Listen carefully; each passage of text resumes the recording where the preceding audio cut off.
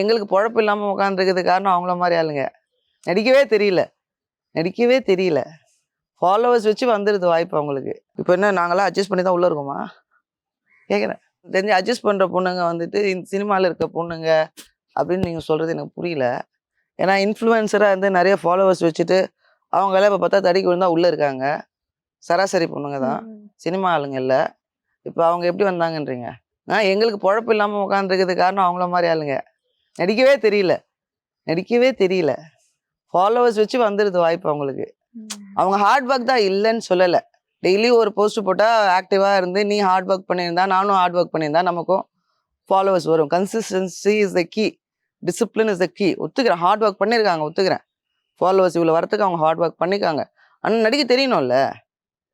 வெறும் ஃபாலோவர்ஸ் வச்சு நடிக்க தெரியாதவங்க இருக்காங்க தெரியுமா? அவங்கெல்லாம் இப்போ சீரியலில் இருக்காங்க தெரியுமா? படத்தில் வராங்க தெரியுமா? நீங்கள் சொல்கிற மாதிரி சோகால் காம்ப்ரமைஸ் இருந்தால் எப்படி ஈஸியாக அங்கே போயிட்டாங்கன்ற இருக்குது, இல்லைன்னு சொல்லலை. இருக்குது, எல்லா இடத்துலையுமே அது இருக்கும், அங்கங்கே இருக்கும். எல்லாத்துக்குமே தேவைப்படாது அட்ஜஸ்ட்மெண்ட்டு. ஓகேவா? எல்லாத்துக்குமே தேவைப்படுறத நம்ம பண்ணுறது இல்லை. அட்ஜஸ்ட்மெண்ட் இல்லாமல் இருக்க ப்ராஜெக்ட்ஸை பண்ணிட்டு போகிறோம்.